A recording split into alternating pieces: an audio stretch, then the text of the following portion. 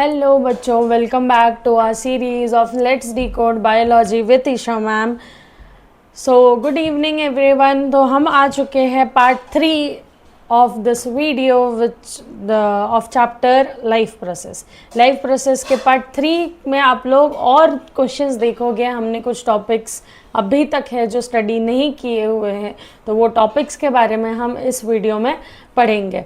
So before that I want to ask you all कि आपने इससे पहले जो 2 सीरीज़ थे वो देख लिया है ना? अगर नहीं देखा है तो मैं यहाँ नीचे लिंक तुम्हें प्रोवाइड कर दूँगी। आपको बस नीचे जाके क्लिक करना है on that chat box and you will be finding that link. Okay, so उसमें first from first point you will learn कि हम क्या क्या पढ़ रहे थे, क्या क्या नहीं पढ़ रहे थे। एंड जहाँ तक मुझे याद है, पिछले क्लास में मैंने आप लोगों को एक होमवर्क दिया था। If you remember this was your homework. And ये मल्टीपल टाइम क्लास में हमने देखा था कि ग्लूकोज एक 6 कार्बन का मॉलिक्यूल 3 कार्बन के मॉलिक्यूल में चेंज होता है, जिसको हम पायरोवेट बोलते हैं। फिर pyruvate goes into other kind of reactions, जो एरोबिक में अलग होता है, एनएरोबिक में अलग होता है, और ईस्ट सेल में अलग चीज़ें प्रोड्यूस करता है। तो ये हमने स्कीमेटिक डायग्राम या स्कीमेटिक चार्ट आप लोगों ने आपके एनसीईआरटी में भी देख लिया होगा। ठीक है, सो हम अब नेक्स्ट क्वेश्चन से स्टार्ट करेंगे। आई होप आप लोगों की तैयारी एकदम तगड़ी चालू है बोर्ड एग्जाम्स के लिए, बिकॉज मार्किंग एट बच्चों only 84 days are remaining for your exam. And anyhow for science you don't have to worry. When I am with you, you don't have to worry about your science examination. You will score out of. I am telling you, you will score out of. बस भरोसा, मेहनत, sir नीचे, मेहनत चालू. Okay? So let's start with the first question of our video. State the role of ATP in cellular respiration. सबसे पहले तो हम ना ATP का definition देखते हैं. What is definition? What is definition of ATP? ATP मतलब क्या? ATP का फुल फॉर्म क्या है बताओ मुझे, चलो जल्दी बताओ. Yes, correct, adenosine try phosphate. Correct, it is adenosine try phosphate. ठीक है, एंड ये कहाँ पे प्रोड्यूस होता है बच्चों? This is produced in mitochondria. कहाँ प्रोड्यूस होता है ये माइटोकॉन्ड्रिया में प्रोड्यूस होता है. कहाँ प्रोड्यूस होता है ये? माइटोकॉन्ड्रिया में प्रोड्यूस होता है. एंड जनरली एटीपी को हम generally ATP acts as energy, cell's primary energy currency. ठीक है, तो वो सेल्स की ना बोलते ना प्राइमरी एनर्जी करेंसी के काम आता है. करेंसी मतलब क्या? रुपए, पैसे. वैसे ही एनर्जी करेंसी की जब भी मैं बात करूँगी तो आपके दिमाग में सबसे पहले आना चाहिए एटीपी. क्या आना चाहिए? ATP molecule. ATP molecule energy currency कहाँ प्रोड्यूस होता है? माइटोकॉन्ड्रिया में प्रोड्यूस होता है. ठीक है, सिंपल. ये क्या करता है? It converts chemical energy into a form that a cell can readily utilise to perform work. So what it does? It converts chemical energy into usable form. जो कौन यूज़ कर सकता है? वो आपका सेल यूज़ कर सकता है. ठीक है, यूजेबल फॉर्म लिख लो, यूजेबल फॉर्म. ठीक है, तो ये आपका फर्स्ट पार्ट का आंसर. अब हम देखते हैं second part. What ensure sufficient exchange of gases in the plant? ऐसा कौन सा सब्सटेंस है जिसके वजह से प्लांट में सारा गैशियस एक्सचेंज पॉसिबल हो जाता है? It is hour one and only evergreen hero stomata. It is hour one and only evergreen hero stomata. आप स्टोमाटा के फंक्शंस तो बताने की ज़रूरत है नहीं, आप लोगों ने बचपन से पढ़ा ही है. ठीक है, and next question is state the condition on which the direction of diffusion of gases in plants depend. Now this is important question and a very good question. अगर आपको याद हो तो जो भी प्लांट्स में जब भी वाटर हो गया, गैसेस हो गया, उसका एक्सचेंज कहाँ से होता है? It always travel from higher concentration. कहाँ से ट्रैवल करता है वो?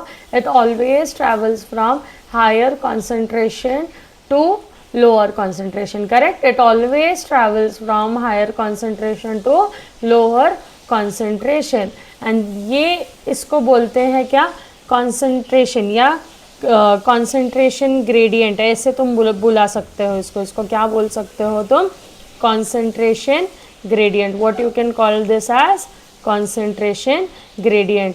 और दूसरा क्या है, दूसरा कौन सा कंडीशन है, it is metabolic activities. Metabolic activities में क्या आ गया बच्चों, ये चीज़ आ गई कि जैसे कितना पानी मिल गया आपके प्लांट को, या उसको कितना टाइम मिला फोटोसिंथेसिस करने के लिए. समर्स में there is a lot of sunlight you know, so plant को ज़्यादा टाइम मिल सकता है फोटोसिंथेसिस के लिए. रेनी सीजन में कंपैरेटिवली सनलाइट इतनी ज़्यादा नहीं होती है, तो फोटोसिंथेसिस का भी जो टाइम होता है वो कम मिलता है. ठीक है, so these are some factors through which you can like you know guess कि मतलब क्या मेटाबॉलिक रेट होगा, किस रेट पे फोटोसिंथेसिस हुआ है, कितने रेट पे फूड प्रोडक्शन हुआ होगा वहाँ पे.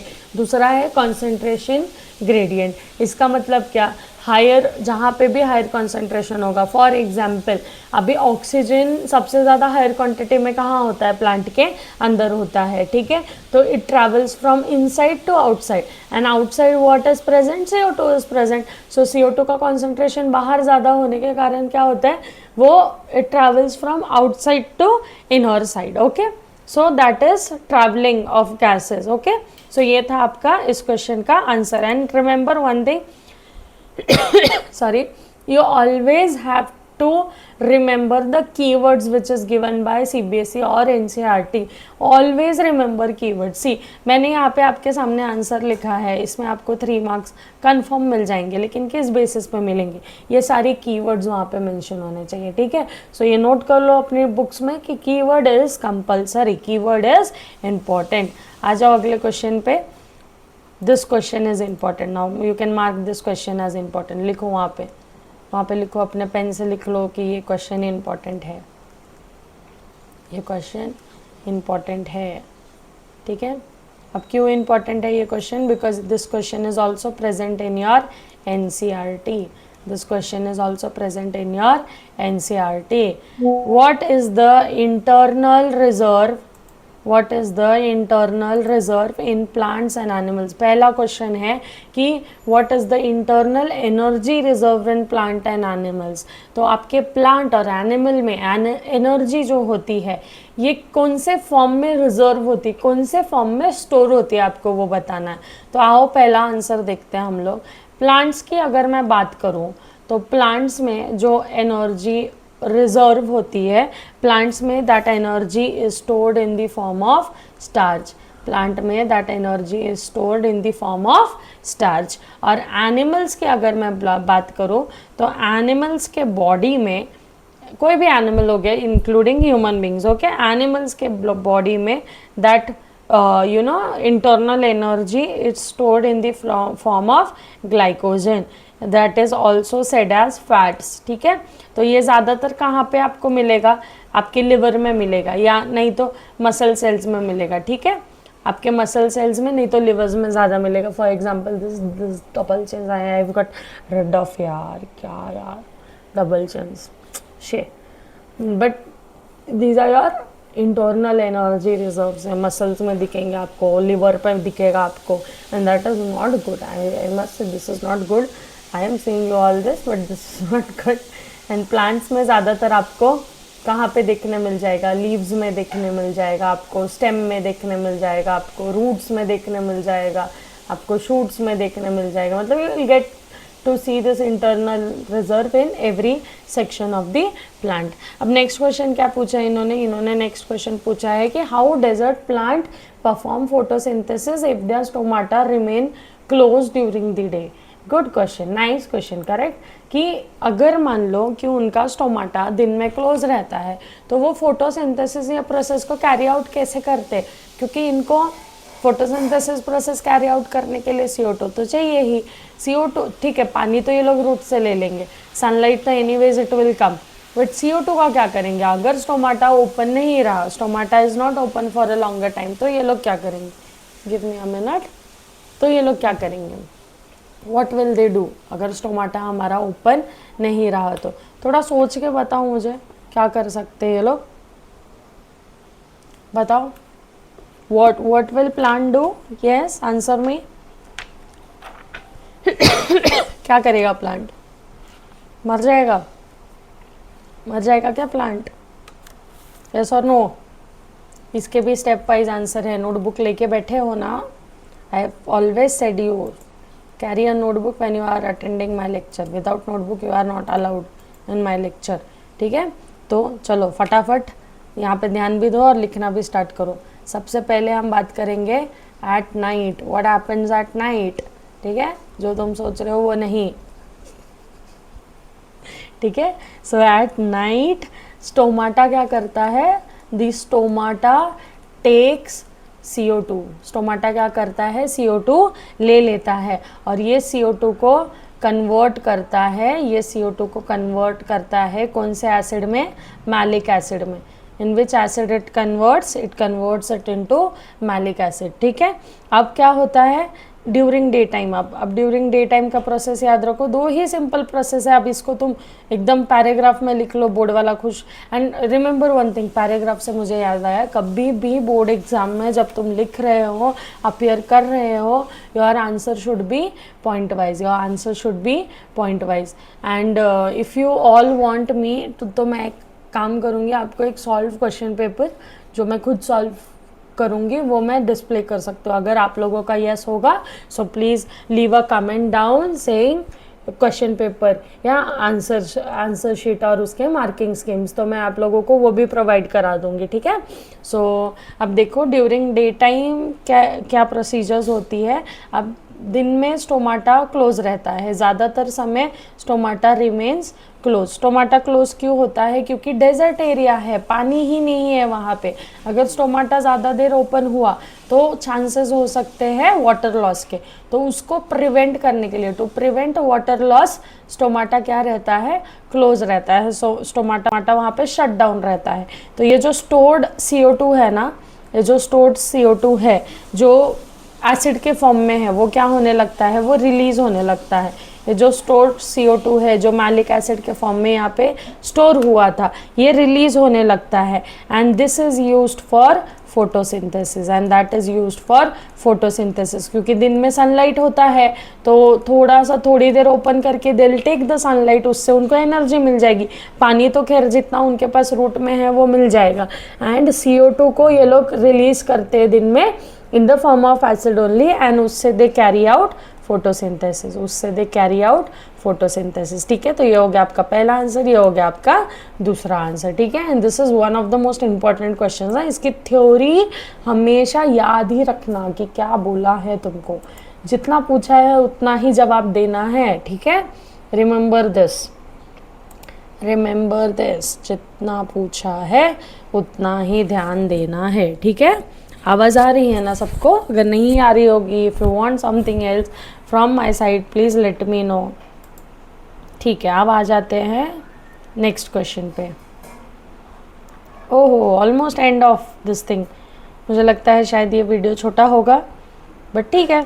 Anyways we have covered all the concept. Correct, we have covered all the concept. ठीक है, तो यहाँ पे देखो. अच्छा, यूरिन कैसा प्रोड्यूस होता है? This is sample question paper also. ये सैम्पल क्वेश्चन पेपर 2020-21 में भी आया था. This question is also present there. ठीक है, सॉरी. हमें बताना है कि यूरिन कहाँ प्रोड्यूस होता है और उसका प्रोसेस क्या है. अब urine is produced where? In kidneys. Human bodies में कहाँ प्रोड्यूस होता है? वो किडनी में प्रोड्यूस होता है. ये तो सबको पता है, करेक्ट, कि वो ह्यूमन बॉडी में किडनी में प्रोड्यूस होता है. ठीक है, तो अभी हम उसका प्रोसेस देखते हैं. तो सबसे पहला जो नोटबुक साथ में और मेरे साथ तुमको लिखना है प्रोसेस. तो सबसे पहला होता है फिल्ट्रेशन. अगर तुमको याद हो, तुम्हारी किडनी का स्ट्रक्चर अगर तुमको याद हो, तो जो ब्लड है ना, that blood is filtered by, हमारा जो ब्लड है वो फिल्टर कौन करता है? ग्लोमेरुलस. ठीक है, हमारा ब्लड फिल्टर कौन करता है? Glomerulus. And glomerulus is what? A network of capillaries. It is what? A network of capillary, और ये किसके अंदर होता है? It is present inside the nephron, it is present inside the nephron, correct. ठीक है, जो भी waste product, excess water, small molecule, सब का सब किस में पास हो जाता है? एवरीथिंग पासेस, एवरीथिंग आपके ब्लड में जो भी डिटेलिंग होगी, मे इट बी न्यूट्रिएंट और वेस्ट मटेरियल्स, जो कुछ भी होगा वो सब कुछ एक साथ किस में पास हो जाएगा? There is a substance called Bowman's capsule, there is a substance called Bowman's capsule. ठीक है, यहाँ पे वो चला जाएगा। यहाँ पे जाने के बाद से क्या होगा? फिर आपके स्मॉल इंटेस्टाइन को याद आएगा कि सॉरी, आपके किडनी को याद आएगा कि अरे मैंने तो सब कुछ ले लिया, ब्लड से तो मैंने उसका सब कुछ ले लिया, और ब्लड भी आराम से बाहर चला जाता है। फिर उसको याद आता है कि अरे मैं तो खाली हो गया, मुझे तो सिर्फ टॉक्सिक मटेरियल देना था, सिर्फ टॉक्सिक मटेरियल देना था, लेकिन मैंने तो इसको सब कुछ दे आया मैं अपना। तो वो फिर से आता है उस नेटवर्क में। ठीक है, वो फिर से आने के बाद क्या होता है? जो नेक्स्ट स्टेप होती है वो होती है रीएब्जॉर्प्शन। नेक्स्ट स्टेप होती है वो होती है रीएब्जॉर्प्शन। अब जब आपके ब्लड को याद आ गया है तो वो क्या करता है?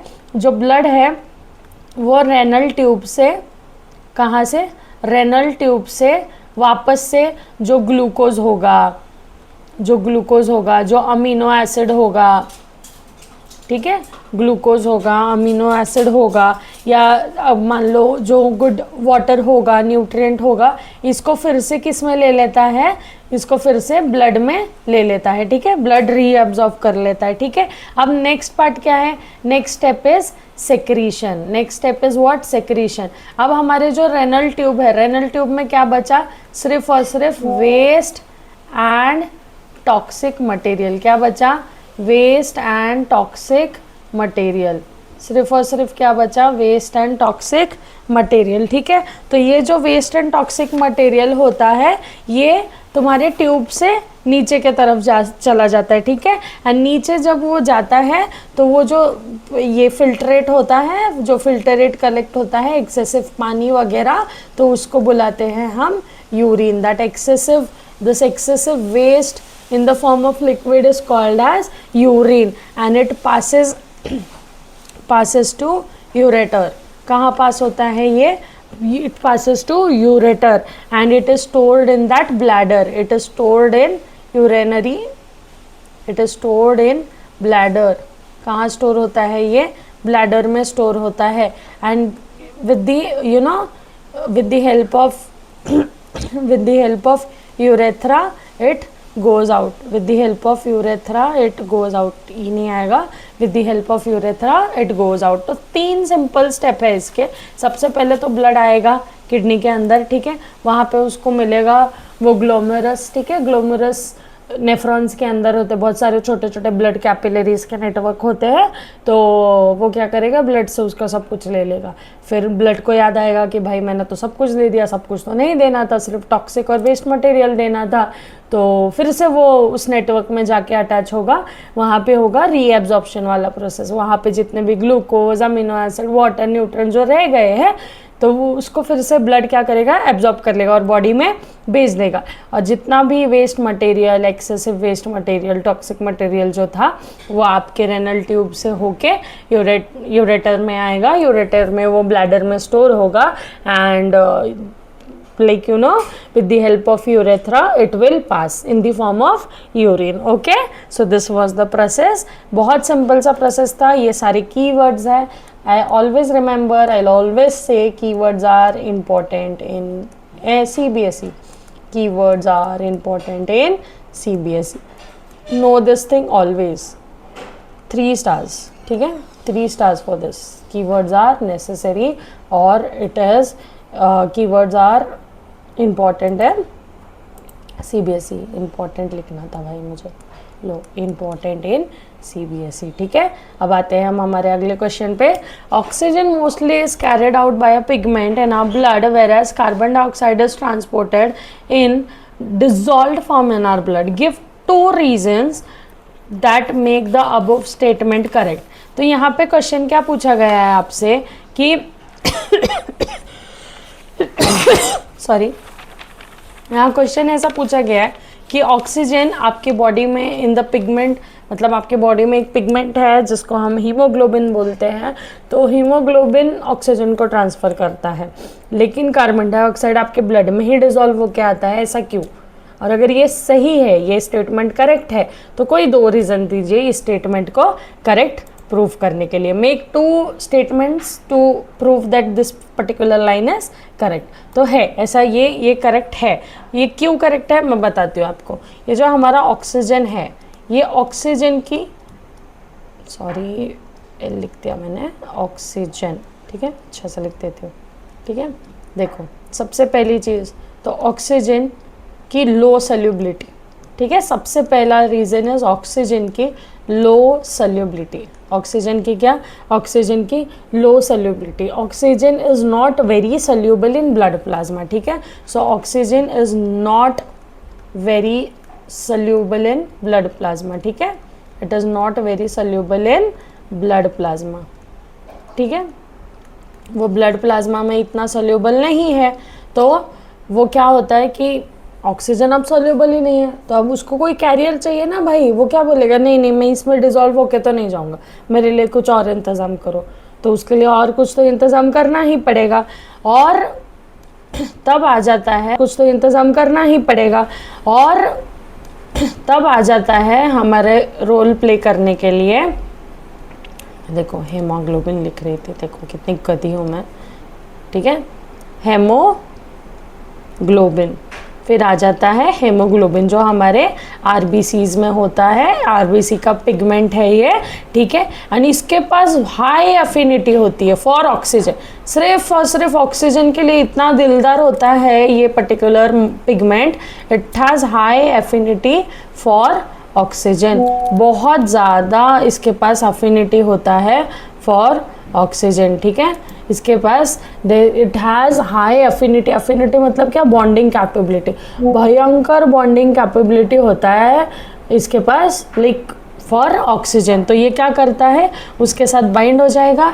ये हीमोग्लोबिन क्या करेगा, it will bind with oxygen, it will bind with oxygen and pass, it will bind with oxygen and pass throughout the body, it will bind with oxygen and pass throughout the body। तो ये रहे हमारे 2 statements which justify this, you know, this question, कि पहला तो oxygen की लो solubility, और दूसरा हीमोग्लोबिन या हमारे जो पिगमेंट है, रेड ब्लड सेल्स में पिगमेंट प्रेजेंट है, उसकी बाइंडिंग कैपेबिलिटी या high affinity of binding with oxygen, ठीक है। So this is that answer. कितना सिंपल क्वेश्चन है कि नहीं। Now coming to the next question, how is lymph an important fluid involved in transportation? If lymphatic vessels get blocked, how would it affect the human body? Elaborate।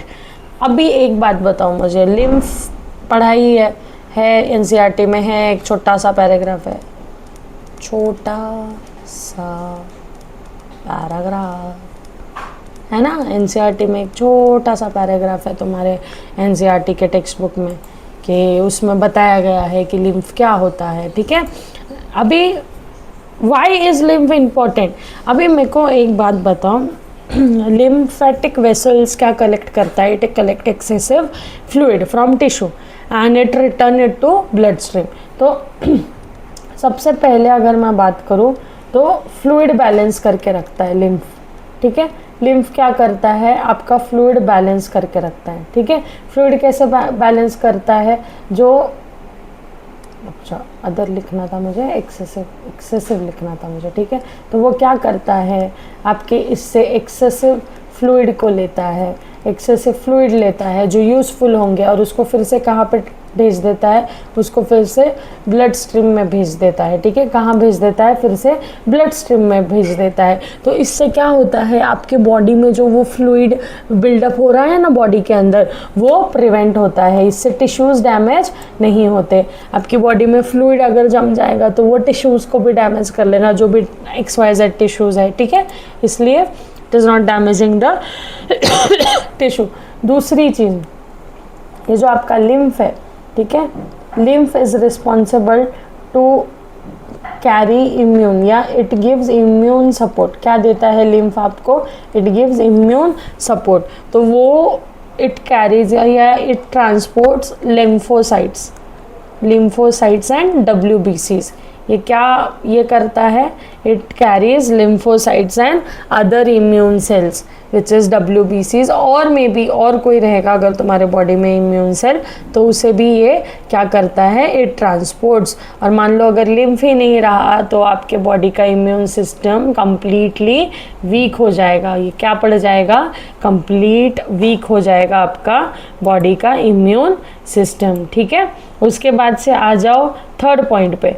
Third important point is waste removal.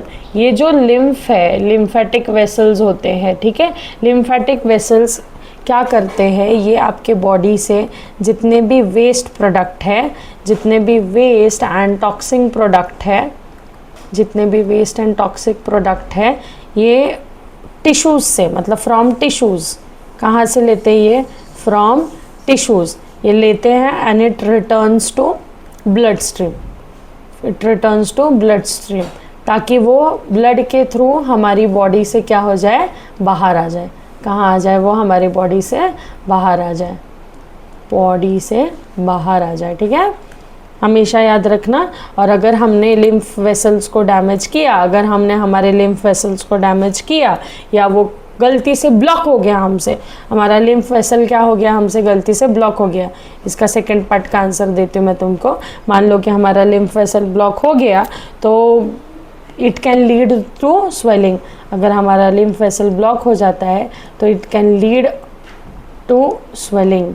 क्या कर सकता है वो? It can lead to swelling, and swelling के बाद वो क्या हो जाएगा? और भी एक चीज़ हो जाएगी, poor fat absorption. Poor fat absorption, वो क्या कर रहा है? एक्सेसिव फ्लूइड को ही तो ले रहा है ना, अपनी बॉडी से सक करके ले रहा है वो।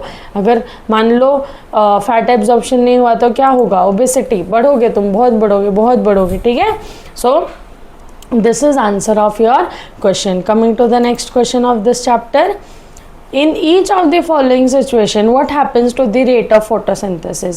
अब आपको situations दी गई है यहाँ पे और पूछा गया है कि rate of photosynthesis में क्या देखने मिलता है आपको? What changes do you observe in the rate of photosynthesis in this condition?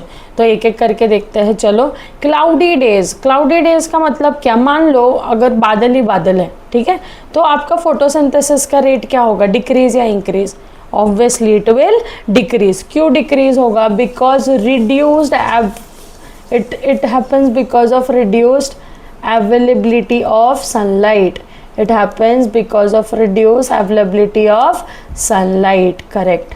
Sunlight ही नहीं रहेगा तो फोटोसिंथेसिस होने ही नहीं वाला है। एनीवेज क्लाउडी डेज में rate of photosynthesis will decrease. ठीक है, अब बात करते हैं no rainfall in the area. No rainfall in the area, obviously the answer is decrease, क्योंकि मान लो पानी ही नहीं रहेगा, if there will be lack of water, तो प्लांट क्या करेगा? प्लांट में एक स्ट्रेस क्रिएट होगा। करेक्ट, प्लांट में क्या क्रिएट होगा? प्लांट में स्ट्रेस क्रिएट होगा, और स्ट्रेस क्रिएट होने के बाद क्या हो सकता है कि प्लांट अपने स्टोमाटा को बंद कर सकता है। प्लांट क्या करेगा? इट विल क्लोज स्टोमाटा, है ना। वाटर लॉस जो होता है उनमें, वो बचाने के लिए वो क्या करेगा? स्टोर कर, क्लोज कर देगा, अपने स्टोमाटा को बंद कर देगा कि जितना पानी भाई मिलेगा और रूट वगैरह से उतना ही, नहीं तो वो अपना स्टोमाटा जल्दी ओपन नहीं करेगा। Next point is good manuring. Good manuring, manures,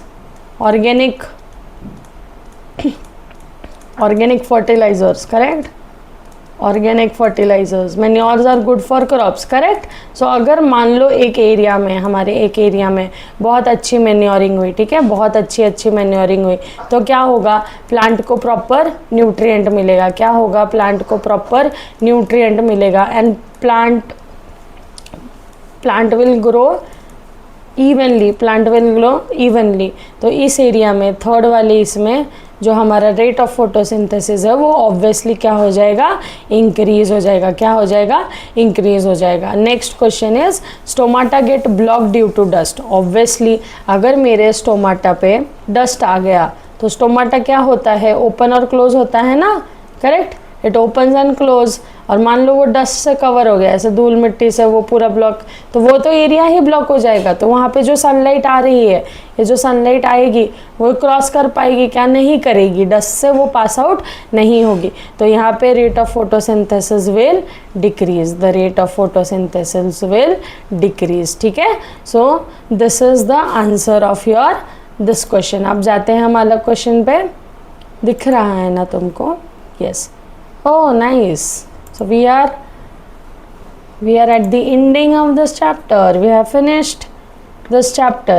okay बच्चों, तो हमने इस चैप्टर में जहाँ तक मुझे याद है हमने सब देख लिया। We saw digestive system, we saw respiration system, we saw we also saw excretion system. Digestion देखा, रेस्पिरेशन देखा, एक्सक्रीशन देखा, प्लांट्स देखा है। मतलब मैंने आपसे हर टाइप के क्वेश्चन इसमें सॉल्व करा लिए हैं जहाँ तक मुझे याद है। अगर आपको इस चैप्टर के मान लीजिए MCQs चाहिए, और MCQs तो हो ही गए थे, असर्शन एंड रीजनिंग की बात करूँ, केस बेस्ड क्वेश्चन की बात करूँ, अगर आपको इन सब की भी डिमांड है तो प्लीज़ लेट मी नो, मुझे कमेंट करके बताइए यहाँ पे कि आप प्लीज़ ये सीरीज़ लेके आइए, या कोई MCQs की सीरीज़ लेके आइए, असर्शन एंड रीजनिंग की सीरीज़ लेके आइए, या केस बेस्ड की सीरीज़ लेके आइए। मैं आपके लिए वो सीरीज़ भी लाऊंगी। आपकी जो कुछ भी डिमांड रहेगी, आई will try to fulfill it as soon as possible before your board examination, so that you can score literally 80 out of 80 in your science examination. okay, and बिल्कुल भी ये चांस मत मिस करो बच्चों। अभी 84 days है, you can demand anything from us, and we'll provide you, I'll try to provide you everything. अगर आपको इसके वन शॉट वीडियोस चाहिए चैप्टर वाइज, कि आपको कुछ कंटेंट करना है, लास्ट मोमेंट रिवीजन करना है, माइंड मैप बेस्ड अगर चाहिए, तो please let me know in the comment, and do not forget to share this video to your friends, to your families, and like करो, सब्सक्राइब करो, comment करो।